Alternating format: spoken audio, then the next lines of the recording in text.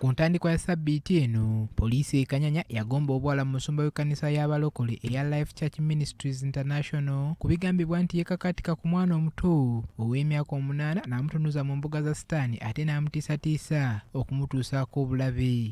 Nampita n'angamba mpuno tugamba maama wo n'abantu bonna. Namala n'annyamulamu empale yange n'ankubisa.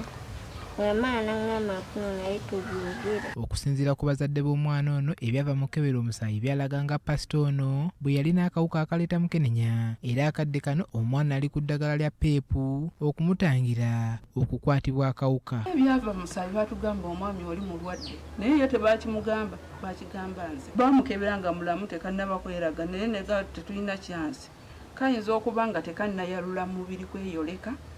Maama w'omwana ono Nasali Rita yalaajanira abakulu mu gavumenti okuvaayo okumudduukirira okulaba nga muwala waafuna obwenkanya kubanga yali atandise okutiisibwatiisibwa okujja enta mu musango guno. Nze bayinza n'okusanga nga nafiiridde mu nnyumba nga pulesa zankubye olw'omwana.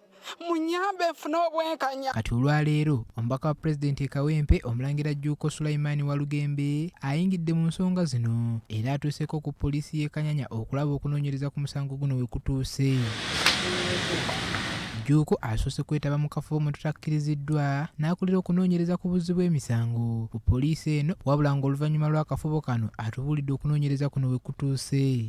Njogedde ne OCCID atwala poliisi eno eya Kanyanya n'enjogera ne gwe bayita IO ali ku fayiro yakola ku musango ogwo era ebbe mubuuzizza n'ambuulira era byaŋŋambye nti akakasa omwana yabagamba bamukwata era ne bagenda nekyaŋŋambye nti oli eyakwata omwana abaana bwe baaliwo yabagasse naga bagende bagule switi kati omwana ono n'amutwala n'amuyingiza mu nnyumba esulamu abavubuka basatu ku bana. Maama w'omwana eyasobezebwako Nasali Rita aloopedde RCC ku kufutyankibwa kwe babadde batandise okufuna mu musango guno kyokka RCC n'amugumya nti agenda kufuba okulaba nga pasito ono atwalibwa mu kkooti avunaanibwe. Tukyasaana obuyambi mu nsonga eno kubanga birimu okuvunvubika tebiri strict. Njagala kikakasa tetujja kukkiriza abantu beerimbika mu kubeera nti baweereza ba Mukama ate nga boonoona. Jjuuko era alagidde abakola ku fayiro y'omusango guno bakwate fayiro y'omusango guno bagiweereze ku poliisi enkulu ey'e Kawempe gy'enaava etwalibwe mu kkooti olwo pasito avunaanibwe. Okutuuka enkya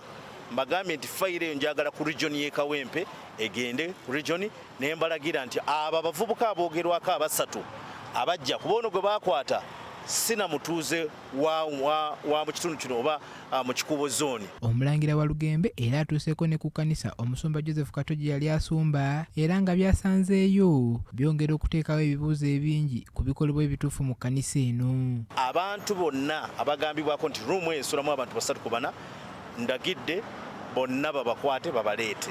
Maama w'omwana ono Nasali Rita yeebazizza RCC olw'okuvaayo n'adduukirira omulanga gwe ng'omuntu wa wansi kyokka n'alaajanira ebitongole ebirwanirira eddembe ly'abaana okuvaayo okumuyambako okulaba ng'afuna obwenkanya.